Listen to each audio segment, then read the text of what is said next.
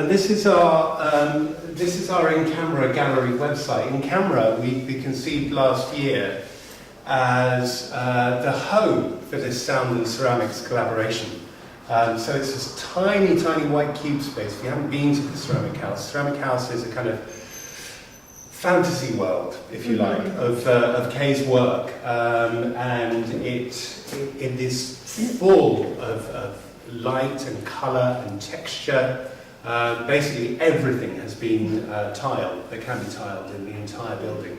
And so we wanted to create a space that was more like a kind of traditional white cube, where we could sort of show work off in a different way. Because often we found we've done 7 years of the Artist 7 Houses, doing a pop-up exhibition every May, and sometimes the work is kind of competing with the house itself, because there's already so much to look at in the building that kind of actually focusing in on the work is kind of, can sometimes be a bit problematic. So we created this small little white cube gallery out of what was our former garage, and that has now become the home for this kind of ongoing research project that we've had for the last couple of years about the connections between these two seemingly kind of irreconcilable materials, if you like. How do these two things work together, sound and ceramics?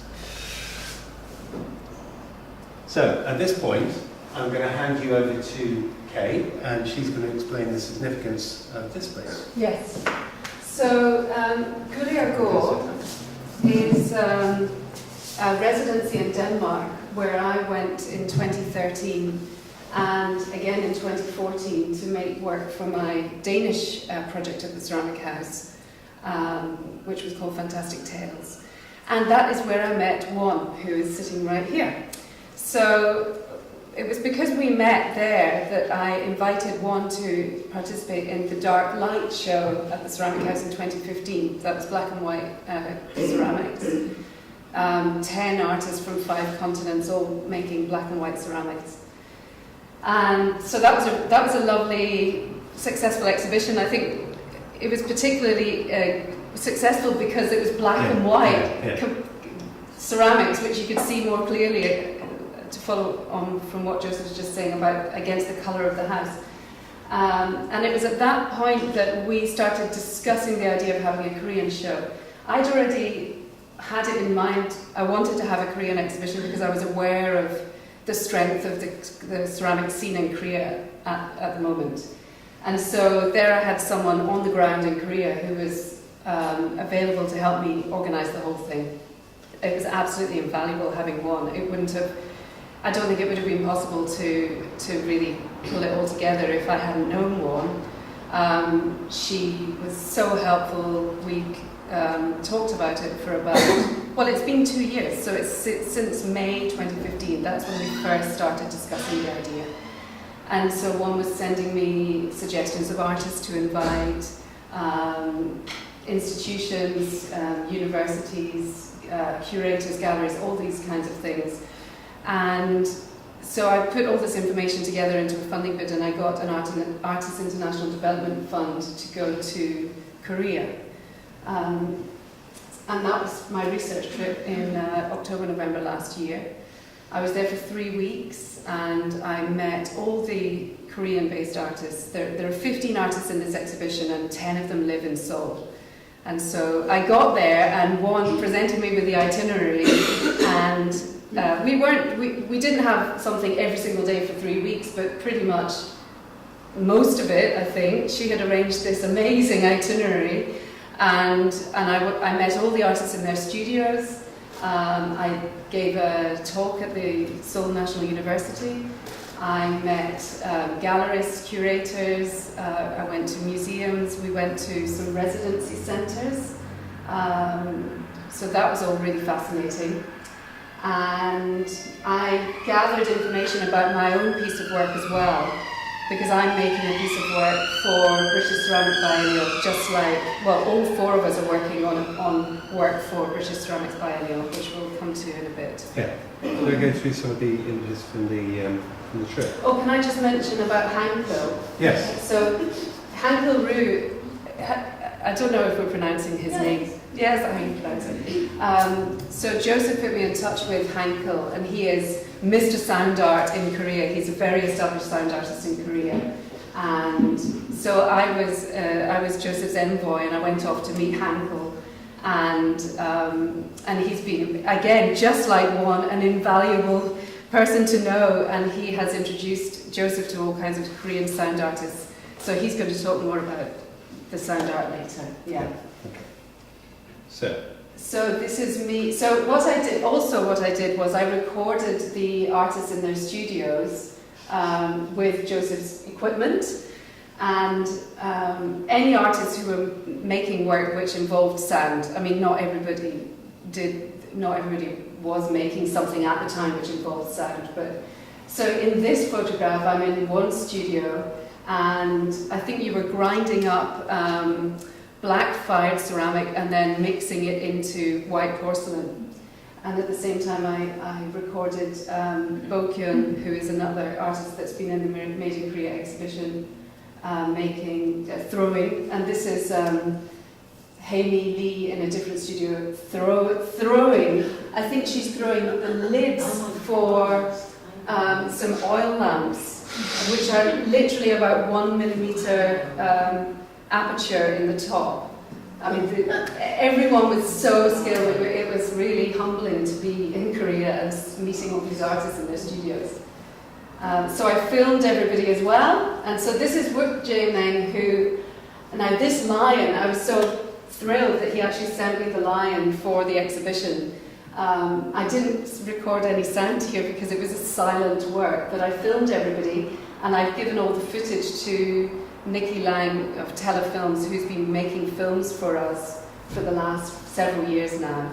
And in fact, we're going to show you a short film from the exhibition that's going to contribute towards a bigger documentary about the project that will be premiered in Seoul later on this year. So this is another of the artists, Jung Min Han, working in her studio as well. That's me recording Jongjin Park. That was a good sound actually for you. So he was standing down. So he works. Oh, I think that's the one I've got on here. I've got an example. So his work was very it drew a lot of interest in the exhibition because he works with paper, layers of actually kitchen roll, but he calls it tissue paper, but it's actually kitchen roll because it's got a bit more texture, and he paints hundreds of layers of this paper with different coloured slip, and then of course the paper fires away, and so that was really, people were really drawn to this in the exhibition, and then he sands them down afterwards, so you can see all the pigments there. So this was one of the residency centres that we went to visit. So Juan and I went down to Gimhae, which is in the south of Korea, close to Busan. And it was great because that's a residency where I think about 10 artists are doing residencies maybe twice a year, and they were all there at that time. And so we stayed the night there and we went out with them all, and that was really a great place, fantastic facilities. I was quite jealous actually. There's some architectural ceramics here from a very well-known ceramic artist in Korea. So that's the building where they do the residencies. So this is back to Seoul National University and me giving the lecture in the ceramics department, which was quite nice that I gave the talk in the department with, everyone's work all around. With one doing simultaneous translation. That's right. Yes, you did an amazing job actually. So we're sitting next to each other, and yeah. Mm-hmm. That's when we all went out after the clay art Gimhae. These are all the artists in residence. Okay, so that's the end of this one. So we're on to the exhibitions. Yeah. Do you want to go through the? Yeah. Yeah. Yeah. Okay, so the first exhibition was at the Ceramic House. Some of you came. So that was in May. It was the seventh year in a row of having exhibitions at the Ceramic House. and it was our most successful exhibition ever, both in terms of the work and in terms of sales, and just the house. It just was a thrill to have all this amazing work here. So this is Myung Nam An. She was in the exhibition in 2012, so she's one of the UK-based artists. There's 3 of the Korean artists live in the UK, and so this was in the living room on the wall. This is Min Soo Lee, and his work also drew a lot of attention because these all these different layers are layers of slip that he throws into a plaster mould on the wheel, one layer at a time. And I've got a film of him doing that. Such beautiful, precise work. And this is Jae-jun Lee's work in the utility room. And he's an expert thrower, as you can see. Sang-woo Kim, absolutely amazing work. This was in the living room on the bar. We had light underneath as well. This was really interesting to get this because his work that I'd seen before, I mean, I checked all these artists out. I didn't meet this one because he lives in France. And the work that he's most well known for is smoke-fired. So it's very earthy colours. And the box arrived and it had these 3 pieces and they were huge. I mean, this is about this big. Absolutely beautiful, amazing work. I would love to have kept one of them, but they're going off to London in about 2 weeks' time. This is Jinui Kim, who lives in Cardiff, and I've known him for a long time actually because he's in a studio called Fireworks. And I lived in Cardiff many years ago, and I actually had a studio there once. So I know a lot of people in those studios. But now I'm so pleased to say that for the first time ever, we completely sold out of one artist's work, and it was his. So there was nothing left by the end of the exhibition. And so these are 3 different artists. Jongjin Park, you can see this work here. This is Kyung Baek Won, sitting right here. So this is her beautiful pinched work that drew my attention right back when we were in Denmark. And then Ui Jung Yu. So we used actually his Coca-Cola bottle. So these are Gatorade, Coca-Cola, and then there's another bottle that I didn't actually recognise. I think it's another American brand. And so he's mixing the sort of American consumer society with traditional Korean motifs, and so all these bottles are made with celadon, which is a Korean ceramic material, and with the very distinctive Korean motifs on them.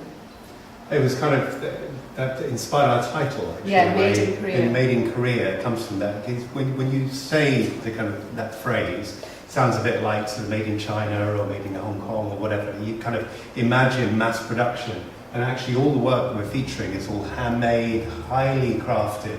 And so I think this, what we were interested in was this, this kind of tension between the kind of modern world and contemporary craft making and all of this. So that was the idea for the... So that's why we picked him as our cover boy. Yeah. But actually Korea is really, I mean, having been there now, it is such a fast, high-speed society, isn't it? And yet everyone there is making this amazing handmade crafted work. So it is that sort of juxtaposition, isn't it? Yeah.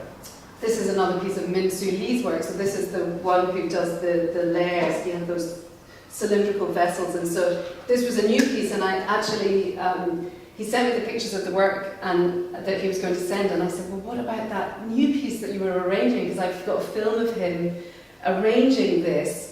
And so he would have thrown all this work the way he normally does with the layers, and then slice it off, and then made this arrangement. So this was absolutely brand new work, and I was so pleased he sent it to me. And in fact, I sold most of his work that he sent to me. And so this is Bo Kyung Kim at the top, and Hailey Lee and Jae-jun Lee, whose work was in the utility room. So this is an in-camera gallery. So all the work in there was white.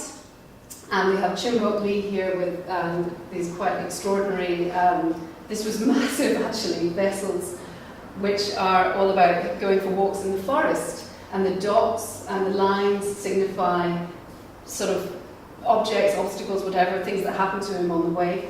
This is another of Jung Jin's paper layer pieces. And then Wook Jae Meng, the one who was carving that lion, sent me a whole bunch of, he calls them mice, but actually a lot of people came to the exhibition and said they're definitely rats. And there were quite a few with 3 eyes. I mean, this is not, that's got 1 eye, that's got 3 eyes, there was a 4 eyes one. And I sold all the ones with 3 eyes, 1 eye, and 4 eyes, and I even had to get another 1 eye one sent over. So that's one of his, I mean, it's very whited out, isn't it? Yeah. A completely mad, extraordinary piece with, so I've got a human face with pigs for eyes and a dog and rabbits and chameleons at the top. So a bit weird, but quite amazing at the same time. And this is Veronica Jugyun Byun. Now I met, she did this shoe installation here, and I met her at Gulliagro as well in the year before I met Won, so in 2013. And she's a Korean artist living in New Jersey. And so it was it was lovely to, having met her, to then be able to offer her to participate in an exhibition. Right, I'm just going to get the film up now. So, Yeah.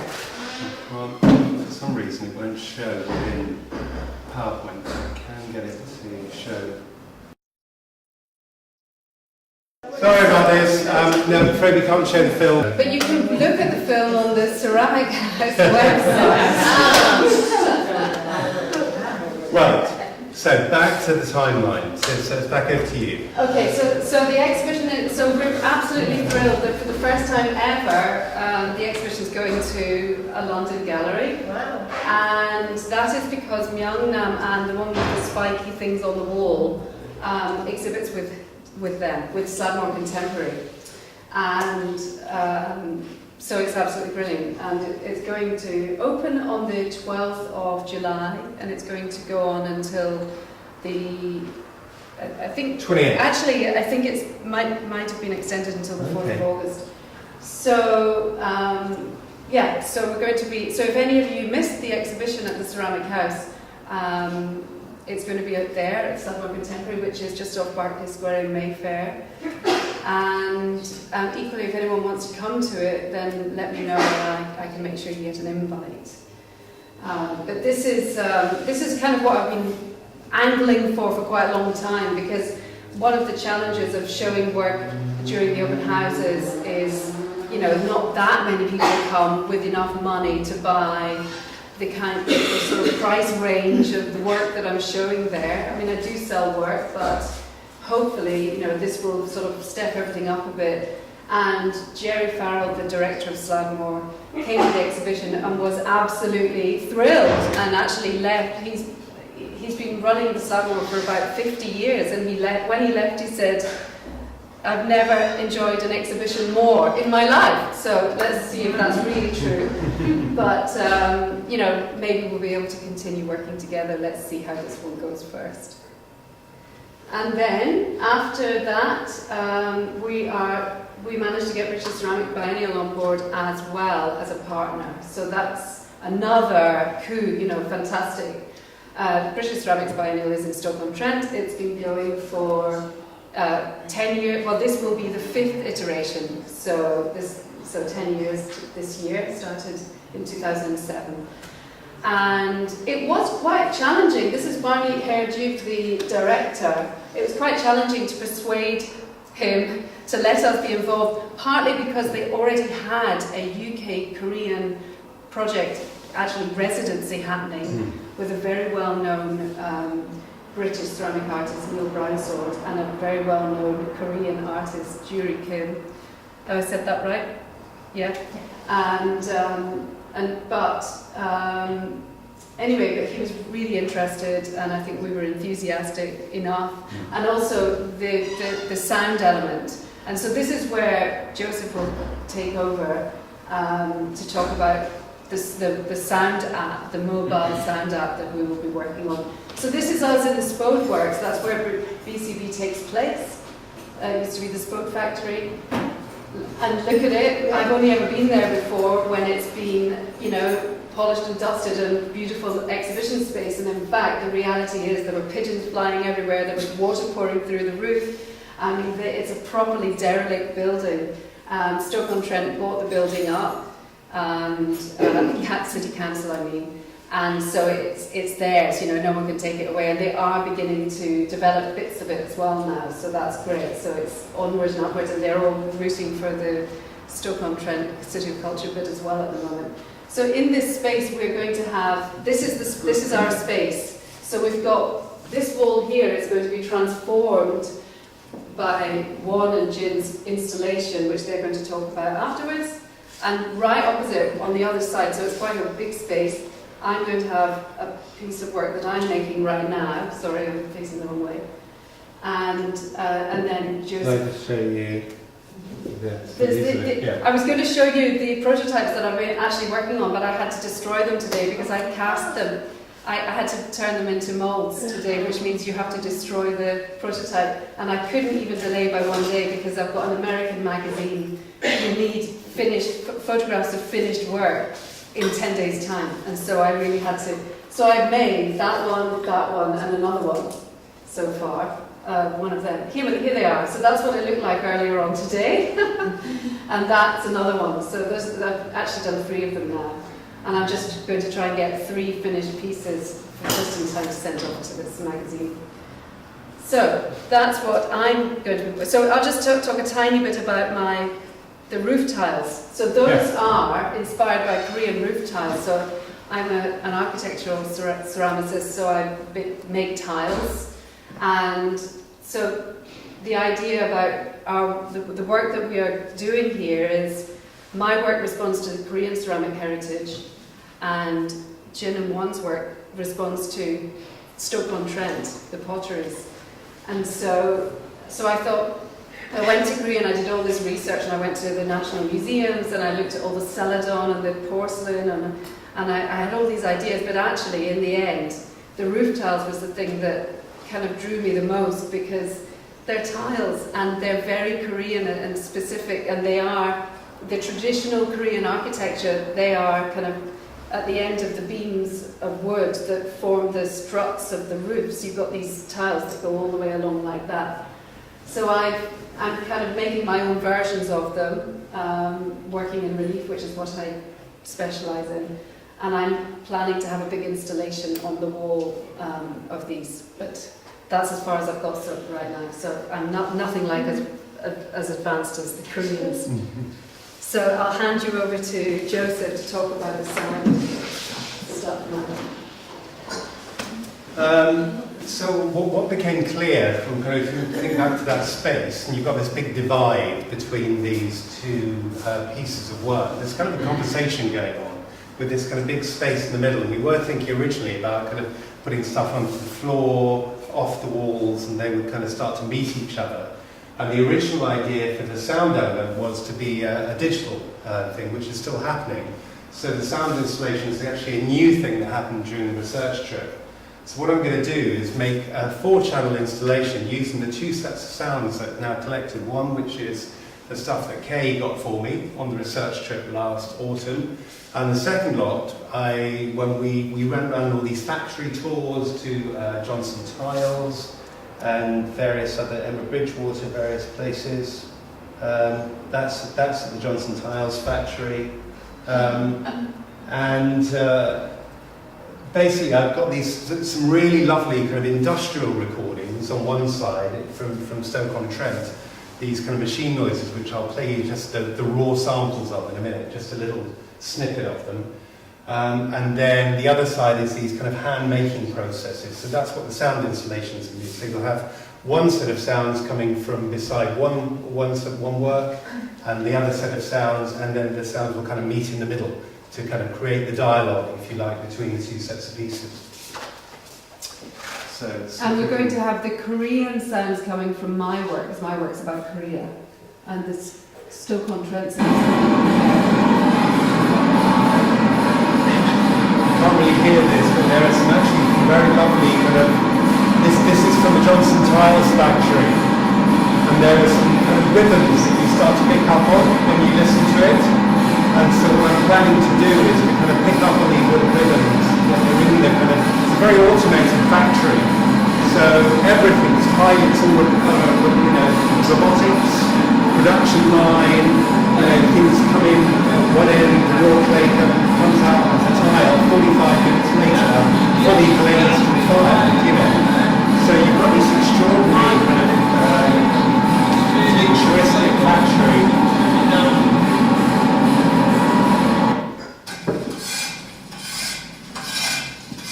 And this was something that Kay recorded.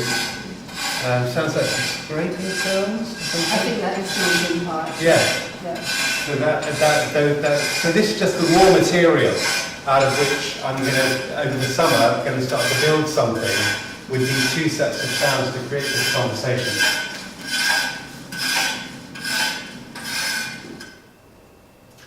So the sound app that I've just kind of referred to is going to be on this platform. It's called Echoes. I'm actually working with them on another project at Lewes Castle at the moment.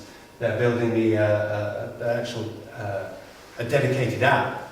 But basically this it works via geolocation, so GPS trigger. So it's like you can create your own audio trails basically. And when you turn up there with your phone, and with this app or on the phone, the sounds just start playing automatically in response to place. So you can embed sounds in the urban environment and then go and discover them on a walk. So that's what we're doing in Stoke-on-Trent. So we are commissioning 6 sound artists, 3 from the UK, 3 from Korea. So it's Jez Riley French, who's from the northeast, Jason Singh, who's from Manchester. Jez is if you don't know his work, he is a very famous maker, actually, of contact mics and hydrophones. He actually makes microphones, that's one part of the thing he does. But he also does really interesting work where he uses those contact mics and the kind of unheard and unseen sounds. He specialises in that. Jason Singh was actually introduced to me by Barney from BCB. He suggested Jason because they've been talking about working with him. He is a beatboxer, effectively. He uses his voice, or a voice sculptor, I think so he does extraordinary things with his voice. Once I started looking him up, I found this thing that he'd done for the National Trust, I think it was last year. And it's this beautiful kind of musical soundscape, a bird song, and backed up by some ambient music and everything. It was absolutely gorgeous. I thought, oh, this is interesting. I didn't know you also did kind of field recording stuff as well. He said, no, I didn't. I don't do that. This was all made using the voice. So all of this extraordinary detailed bird song he'd done, and then made it using his own voice, and then manipulated it, sped it up, done whatever he needed to create what sounded like a hyper-realistic kind of dawn chorus. And then all of the musical kind of backdrop, it sounded like sort of strings and things that went with it, again, was all made using the voice and just manipulation. So he's a wizard. And then, obviously my own work in there as well. We've got Sehi Choi, the two artists, the other two artists apart from Hankel, I haven't met yet. So Hankel's kind of been putting artists my way and kind of suggesting people that might be interested to work on the project. Sehi Choi is a violinist. I'm going to read you just a little bit about her statement here. She was kind of sick of sounds while studying classical music in university, then found her way to interest in daily sound. And as she starts looking at all different kinds of music, she is somehow getting into improvisation. Raw and new sound itself that has no new conventional rules is what she is now trying to look for. So she will do something for the sound app. So all of the commissions will in some way respond to the ceramic making process. And I know Hankel is planning to go around to some of the artists' studios in Seoul and actually probably start with recording them as well, or at least talking to them about their processes, and then making sound in response to that. So in fact, all of us will be doing that. We'll all be making sound work which in some way relates to or is intimately connected to the ceramic making process. That's the whole point of it. Young Yoon Kim is, he lives and works in Los Angeles and Seoul, and her latest works are focused on the act of listening as a means to understand space and to examine sculptural possibilities in the voice using song and site-responsive sounds as a medium. So again, somebody that works with voice. I was quite interested in that as an idea, as a way to respond to the ceramic making process. And Hankel himself, who we've met now a couple of times, he is, we've seen him at Cafe Oto now a couple of times in London. He tours with a group called the Far East Network, which is an improvisational group set up by an experimental musician called Otomo Yoshide. And this is where Mole is where we'll be doing some performances, where we'll be launching the Sound app in Seoul, and where Kay will have an exhibition, not here, but in a separate small gallery space in the same building. So we'll actually be there sort of in residence for 10 days in November. So at the end of the project, we get to take the work back to Korea, at least some of it, and to perform. I get to meet some of these sound artists, and we're taking part in this Resonance Festival, which is their experimental music and sound art festival. So, that's it. Now I'm going to hand you over to these two lovely people. Well, I think we're going to have a break. Do you have a break first? Break Yeah. to get a drink and... Yeah, it might be worth having a breather. I think we've got 5 minutes, yes. That is such a nice picture of you. Isn't it? You're not embarrassed, are you? I'm not embarrassed. What do you mean? So I'm just going to start this section off with the film that we made from the Ceramic House exhibition, just to lead us back in, and then I'm going to hand over to Jin and Won.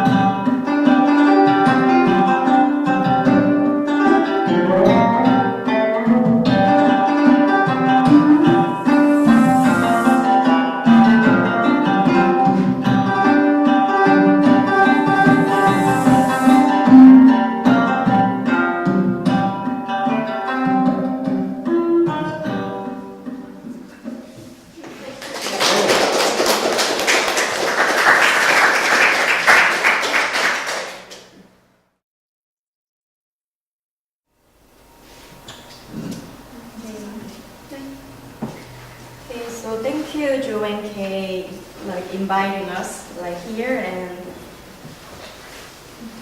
yeah. And I'm Jin, and she's Won, and we have been working at Kay's studio for almost 6 weeks, and every day working, and finally it's coming out. So after talk, we will show what we have example of our work. So one studied in Korea and she has like very high skill and does very beautiful ceramic work. And I was born and raised in Korea, but I studied it abroad, Canada and US. So even though we studied ceramics, we do make very different work.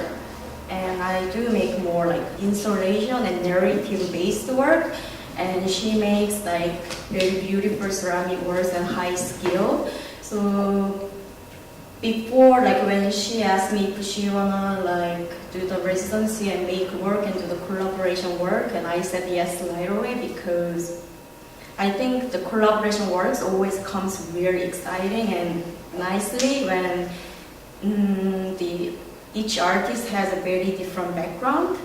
And so when we heard from Kay that we have to make the work and the collaboration work that speaks to the city, Stockholm trend.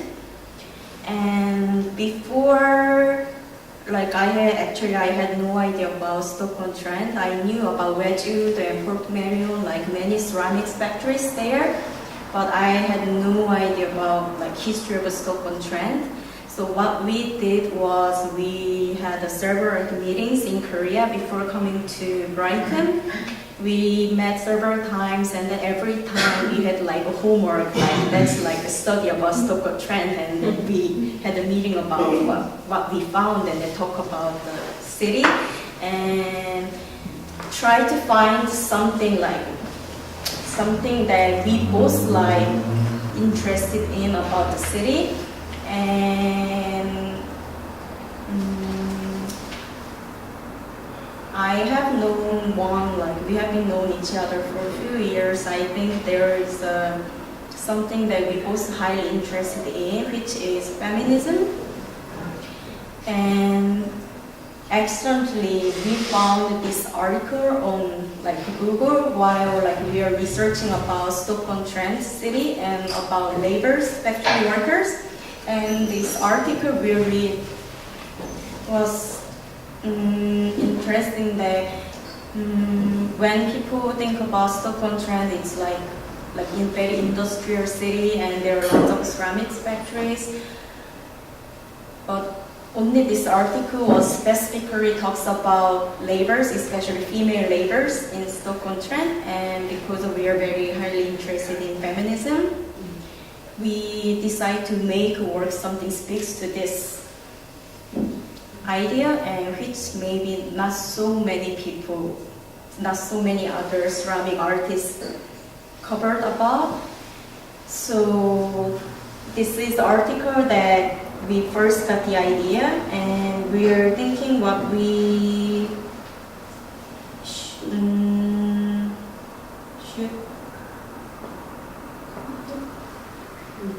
Yes. Yeah, and I think Wedgwood is maybe one of the really famous ceramic factory in Stockholm trend, and especially Jasperware really stands in the maybe the most popular distinctive ceramic work. So maybe we could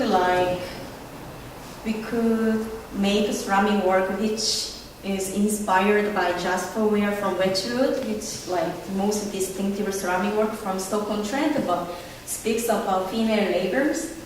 So we had just that idea in Korea, and then we decided to have more like specific ideas when we actually traveled to Stockholm trend. So we been to Stockholm trend, and this was the Gladstone Museum. The Gladstone. Yeah, it was a Gladstone Museum. We actually found about like they talk about workers and especially female workers, and this is the thing that we found there. And if you see here, there is you can see how much money they pay. Yes. It's tendons. Yes, and There is men. yeah, even one. yeah, even women aren't like maybe less than boys that time. And what didn't they say? Wasn't it something like 80% of the workforce? Yeah, 80% workers were female. There are so many women workers working, but they had no power. No, like men was the Look, she just got to- men was the people who like dominated the factory. And this is the one of pictures they one took at the museum, and I think the woman was like rolling the wheel Yes. to help him to throw. all day long she would have been doing that. Mhm. Yeah. And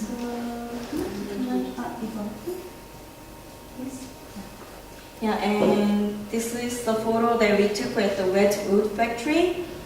And I don't know, do you think, I think everyone knows Jasper Ware. I think the way of their making is they have all the decorative like figures, like mold, and then they press mold by hand, and then they decorate on the ceramics. And that's what most women did, very maybe simple, repetitive work. And this is the Jasper Wares. And so how we developed our idea was all the Jasper Wares were decorated by Greek figures, and we from Greek mythology, and we wanted to replace the Greek like figures from Greek mythology to labors and female labors. And actually this is the prototype, the 3D figures of female workers. Actually we thought like it's too much work to do everything in this stage from here in Brighton in 6 weeks. So we asked the one's friend who's a 3D designer, asked him to design on computer, and then we printed out from 3D computer, and this was a prototype. And yeah, and first we just had idea of like making female figurines, but we didn't really have specific ideas how we gonna use these figurines. And being in Stockholm, trying to sing actual Jasper Wares, and I saw so many work. We saw so many work that the figurines in a picture frame, and we are going to display this work on the wall, like insulation piece. So we are discussing maybe we also should place this figure in the frame. So this is the work that actually inspired us. Yeah. Was that in the Potteries Museum? Yes. Yeah. It was from the Potteries Museum. So this is one of the symbol of Stockholm trend, as you know. So there have been a lot of more than 100 factories.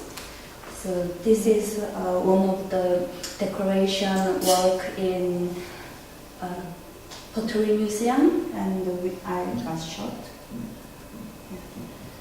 So this is the factory where it was one of the big factories, and in this place the BCB, British Ceramics Pioneer, will happen. This is the site. Yeah, so it's the abandoned, now it's abandoned factory building, gonna be transformed to the BCB place. And can I say? And at being in this place, we had a specific ideas how we gonna use the picture frame, like woman work, and I'm gonna show. We didn't fully finish the work, but I'll show. So this is the frame. We're gonna explain from the very beginning of process how we work, but just show the final piece first. So this is the plastic mirror with the figurines, and then we place them in a like mirror. Hold it up, so just because of the light. Yeah. And we all like hand crafted all each leaves, and that's like what actual like workers did. And the reason we decided to put the mirrors in the frame is, I think when we install this work in a factory, it's gonna reflect abandoned factory place, and then what's live there, like it's just workers. So I think when people think about Stockholm trend, I think many people directly gonna link to manufacturers and beautiful like works there, but I think no one really talks about who made the actual work, and it's all the workers, and there are still so many women workers working and all day very repetitive work, and I think we did only maybe 6 to 8 hours every day for 6 weeks. It was so exhausting, but I think the workers there, I asked, interviewed some people there, and they said some people are like doing 10 hours maybe every day, and then I can't believe, and I think we should credit to the people actually who's making the work. And so this is the photo of the women workers. They put their workers' space, working space. Yeah. And it's them working In Bali, it's one of the pottery factories. So Burley, can I just interject? So Burley is the oldest pottery that's still running in Stoke-on-Trent, and it's where they filmed the Great Pottery Throwdown, if anyone saw that. And so it is a wonderful ancient building, isn't it? With rickety staircases and things like that. But they were all women, weren't they, working there? And she is the worker, one of workers that I interviewed, and Jo is recording our interviews, and she is the first woman who took the job making screens to decorate the Bali, the Bali's ceramic, they have all like beautiful patterns, and that's made by paper. It's a transfer. It's a really old technique of transfer printing on tissue paper. So she is the first woman who took the job. So this was a prototype. So from now we are going to explain how we made from this work and then to finished work. So can you see the yellow thing? When we first printed out from 3D print, there's like many undercuts which we are not able to get out from the mold. So we're covering the undercuts with polyputty, which is often used for 3D print. And we actually had 2 figures. We are going to have wall installation pieces with these figures, and we also had the standing figures. Then we realized we don't have much time, so we gave up this work, and then we're gonna continue to do that next year maybe. So we decided to just focus on this work, but this is the standing figures. So what they are exactly doing is grabbing sponge and sponging all the potteries. And she holds the sponge, and she also has a sponge. And I didn't put a photo, but in profile, her leg is very stiff like this because of hard work like this and standing. Yeah, and sponging is one of what female workers did. And so to make the frame, we decided, there are so many vintage shops here in Brighton, so we decided to use that. So we've been to many vintage shops here in Brighton to find the right frame. So what we did was we actually brought this with us and then placing them with all different kinds of frames to find the right one. And we finally got this one, and then we got it from Snooper's Paradise.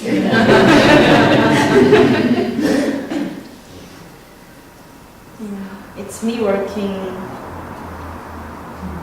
with polypropylene. Mhm.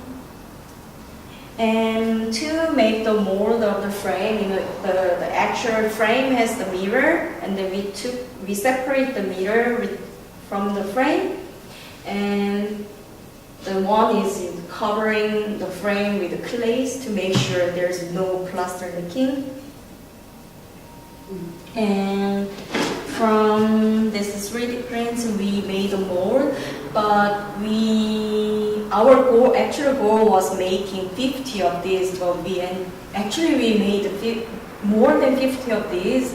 So if we have only one mold, it will take forever. So we made multiple molds of these. And as you saw the frame, it was like all plain. There was no decoration. So the dots and leaves, the leaves we had mold, and dots one made all by hand, and the inside decoration we carved from the mold. Yeah, this is after the press mold. This is the result. And we had mold for leaves. So what we did was I pressed mold the leaves, and then one was putting frames all by hand.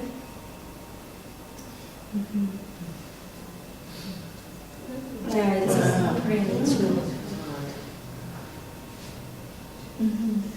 Oh, That's okay. sorry. Yes, I came in at some point and said, why don't you just make a mould of the whole frame with the decoration on it? But of course, part of the reason was because of the repetitive working, and you were kind of... I think it's really important, not just final work, it's speaking about labor. I think the process of making also should cover the repetitive work that we that's why we decide, instead of carving or making actual mold of the patterns, we decide to do all what actual workers did. Yeah, we are very happy. Actually, I don't know who has experience work with clay. It's such a difficult materials. I studied ceramics, but now I work with so many different kinds of materials. So I did iron working and woodworking, plastics. I always say to people, ceramic is the hardest material to work with. We never know what's gonna happen, and cracks, and then bending, and it's and always we never know what's gonna happen after firing. So, and we finally we are very anxious if we're gonna succeed in making or not, but we cannot fail the project because we have to finish the project in 6 weeks, and then we succeed making the work, so we're kind of celebrating. Yeah, and as you know, after firing, we all loading the kiln to fire the work.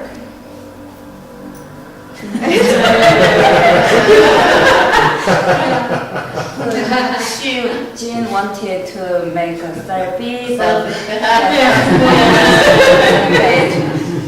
that before or after the firing? So you look happy. Before firing, but we were happy to finish loading. Because loading is very boring and hard. Time consuming. Yeah, time consuming. So we were very happy about that. And the final two firings are in the kiln right now. It's cooling now. Yeah. So we're gonna open it tomorrow, and we have to glue all the mirrors by tomorrow. Do you want to explain a little bit about how the work is going to exist in the space? How many of them you've done? And then the background to them as well? So we made about 50 figurines and 40 frames, and the reason why it can crack or break, so we made some extra. But we're gonna install 30 pieces, and we're gonna place them on a blue or paper which represents jasper ware, which is always usually blue like ceramics and white figures decoration, and we are going to decorate the wallpaper, the edges, like the frame with the Greek mythological figures, which is, you want to talk about? Yeah, so we will choose one mythology, Greek mythology, and it will about craftsmen in Greek mythology, and I know one mythology, and it's about Arachne. Have you heard? Yeah, Do you know? spider. Yeah. She was punished by Athene, so we will draw her. We will represent. So like draw, like making the work, like working on the computer first, Illustrator, and then we're gonna print out. So basically it will be like Greek mythological stories, frames, and then this framework inside. So it kind of talks about who made the work and representing labors instead of Greek mythological, like something like that. And also the using mirror is not just about reflecting the abandoned factories and then looking at labors, and also mirrors, you know, when people look at our work, it's gonna reflect the person itself. And I think the labor exists to everyone and everywhere. Like even like us, like we are like cleaning house, or like we are doing all the labor work every day. So kinda, I want like viewers to think about labor. So yeah. So the mythological figures, you're going to get wallpaper printed for that? Yeah. Yeah, there is a company, I don't know here, but there is a mural printing service company in Korea that we found. So we can work on computer and then just give them a file and they're gonna print out. And both of the artists are coming back to do the installation, aren't they, for BCB? So they'll be there for the opening in September as well. So how big is the wall as such? Is it? I think it's gonna cover This wall. Yeah. maybe Yeah. 2/3 of this wall space. Yeah. So it's big enough to. Yeah, we can make an impact and so. Yeah. I like also the repetition of the figure again and again. Yeah. Because I think that's like, you know, that sort of ties in with your sense of the repetitiveness of the labour-intensive quality. That's interesting, really interesting. I mean, in Korea, what is the state of feminism? Is feminism a big thing? These days. Yeah. I'm sorry, can I change the light really Yeah, actually it wasn't really that big thing. No one really cared about feminism or women. Men used to be like to steal our people who dominate our country, but last year we had Misogyny murder. In last Misogyny murder. Yeah. Oh, right, okay. Last May. I mean last year. last year May, and it was just, you know, just ordinary like young woman at the bar and very busy like in the center of Seoul. Do you know Gangnam? Gangnam style. Yeah. Yeah, she was Gangnam? she was at the bar at Gangnam, and the bar had toilet and separate from the bar, and there was men and woman like both. No, she went into the building and which opened the To the toilet. public. Public. To public. And the murderer was hiding and waiting for a girl came into the building and he just killed her. So since then, the feminism is really And then, yeah, since the murder thing has happened, like women start speaking up their stories that maybe were threatened by men while we growing up, and they were actually men were very angry about that we are maybe too overreacting, and then suddenly feminism is like the big issues to discover these days. Yeah, it is interesting because we don't hear anything about that. Oh, About Korea, you know. Korea. I mean, yeah, obviously feminism is a big thing in the UK, but what you hear about Korea is mainly we get North Korea, Yeah. and so South Korea doesn't get much of a look in, and certainly I don't hear much about, you know, feminism at all. It sort of goes against the grain of what. It'll be about economic news, typically, and so really the news that we get over here about South Korea. Yeah, so a brilliant choice of theme for you to work with. Yes, fantastic. Yeah. I'm very personal because today came out a report on 0-hour contracts, and of course, surprise, surprise, 90% is a female labour, which is, you know, very pertinent to, you know, mass production at the moment. So not much has changed because that was about 100 years ago. Yeah, That poster. exactly, Yeah. Yeah. They probably have better contracts. I mean, it's a great shame that we have to have tragedy in order for the politics to change. You know, in fact, what's happened with Grenfell Tower, you know, fire. Suddenly, we're talking about social housing, you know, and we're talking about those things. But it often takes that kind of awful thing to happen for these things to come on the agenda. Yes, and also the sense of the domesticity of, you know, like these objects, they go into a domestic sphere. And I like the idea of the wallpaper referencing that. So, because, you know, that's, you know, often within a feminist dialogue, it's around sort of the monumental to the domestic. And I think what you're doing there is negotiating that space really in a very interesting way. Thank you. Yeah. What will happen to them after the exhibition, to all the pieces? Like we're gonna send back to Korea, and I think we will try to have the exhibition again in Korea, and I'm in a studio in Mule, then Joe and Case gonna come, and Mule is in actually now Mule has. So Mule is actually iron factory complex, and all the small individual business are, and because of the decreasing of iron factory business since mid to 21st century, so now there's empty because the empty factories were appearing, and then because of cheap land, artists start moving in. So now it's like artist studio. It's mixed of artist studio and iron factories. So I think it's good to have a show about workers and factories there too. So I'm thinking, to try to have a show again because we work so hard. Very interesting to show on this.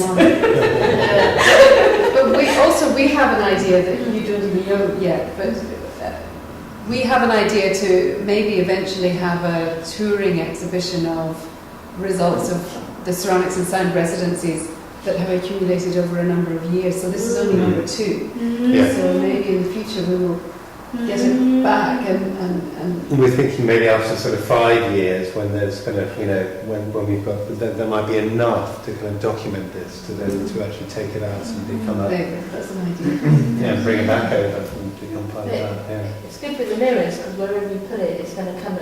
Because you've used mirrors, wherever the work goes, it will reflect its surroundings in some respect and create some kind of dialogue. Since Joe has been collecting sound of factories and also will collect the sound in Malay, I think if we exhibit with Joe's work, it really speaks each other too.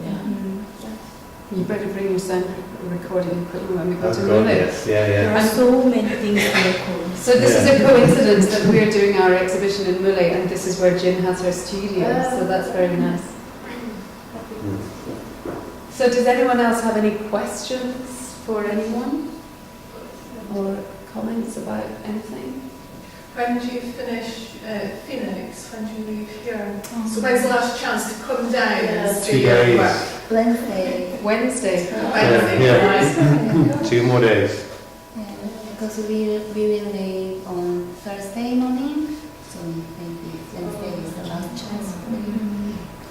when you come back, will you come back to Stoke-on-Trent. Yeah, he's probably straight to Stoke. I mean, we're going to come here first, but it's quite a long way away to Stoke. Yeah, but we really love to come back here. Yeah, Brighton is such a nice city. Really. Yeah, It's not like this, this weather. It's not like this. What did you say about? Oh yeah, before coming to Brighton, like UK, everyone in Korea told me, oh, weather will be really like great. Food is bad, but actually food is really nice. Nice weather, and also like that it's not just sunny all the time. Then you get very tired of being sun and hot. There's a cool weather of 1 week, and then you have a nice hot weather a week. So it's really nice back and forth. I did tell them the truth, but like I really mean it. Like we are enjoying food a lot here. yeah, that's great. That's great. And we got the same response last year from our artists in residence from Iceland and Denmark. They didn't want to go back. The Danish artist is in fact coming back to the UK and wants to come to Brighton. So Brighton is where is that? Yes, we're here.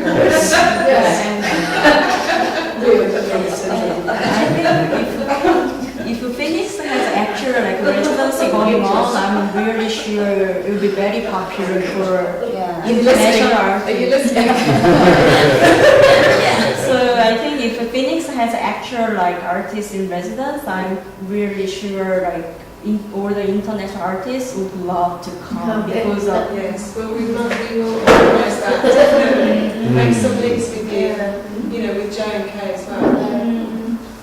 That'd be fabulous. Well, thank you everybody for coming. Thank you. Thank you.